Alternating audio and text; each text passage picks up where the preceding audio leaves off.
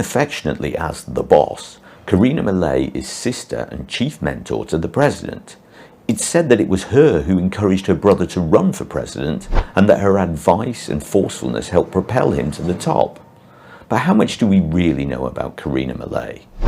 Welcome to A Bloke in Buenos Aires with news and views in English from the capital of Argentina. Don't forget to like, subscribe and leave a comment. This weekend, a meeting of the G7 was held in Italy, and while Argentina isn't actually a member, President Milei was one of a number of other world leaders invited to attend as a guest of Italian Prime Minister Giorgia Meloni, who hosted the event. Milei's visit to the G7 has not been without controversy back at home. Rather than taking along Argentina's top diplomat, Foreign Minister Diana Mondino, the president chose to travel with his sister Karina Milei. Karina can often be seen in photos with her brother and usually makes up part of the entourage on these foreign trips. In exactly what official capacity is not well specified beyond familial support, but she certainly does seem to enjoy the sightseeing that goes along with the travel. The logistics of this G7 visit restricted numbers, and Milei chose his sister over Foreign Minister Mondino. This may be a message about the future of Diana Mondino. Thick as thieves isn't an expression one should use lightly when talking about heads of government and those close to them, but Javier and Karina Milei have a special bond. It's said that Karina was the one who pushed him to run for the presidency, and Javier often refers to her as his mentor and calls her the boss.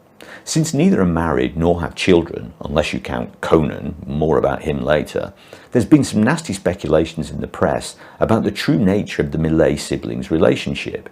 And this was only fueled when at his inauguration ceremony, the new president invited his sister to stand beside him in the presidential motorcade, a position usually reserved for the First Lady or wife of the president. Lawmaker Lilia Milone, an old flame of the president, recently suggested that Karina might be perfect to follow in her brother's footsteps to the presidency after he completes his 2 permitted terms. But after the dark years of Kirchnerismo, I think Argentina could do without another round of dynastic governments, at least for a while. While on the subject of the Milei family, I should probably mention Conan. Argentines love their dogs. There's said to be a higher ratio of dogs to people here than in any other country in the world. Big dogs, little dogs, not important. Everyone loves dogs here, and Javier Milei is no different. Conan was Milei's much beloved giant English Mastiff. Sadly, some years ago, Conan passed away, and Javier was by all accounts inconsolable, until in stepped his sister. Karina put herself forward as a spiritual conduit so that her brother could continue to communicate with the late Conan from beyond the grave.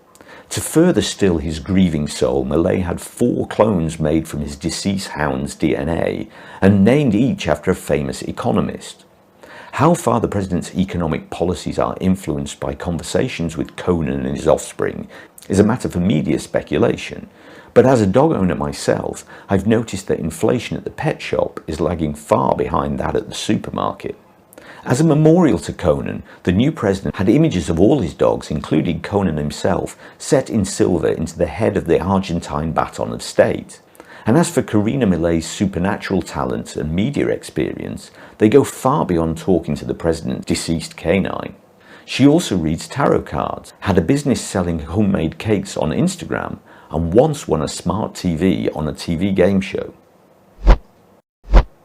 Karina Milei currently holds the official role of Presidential Chief of Staff, from where she can pull Machiavellian strings to keep the cabinet members on their toes. For someone with such limited political experience, it's said that she fulfills the role adeptly and with zeal, always supportive of her brother, with perhaps an eye on a future political career of her own.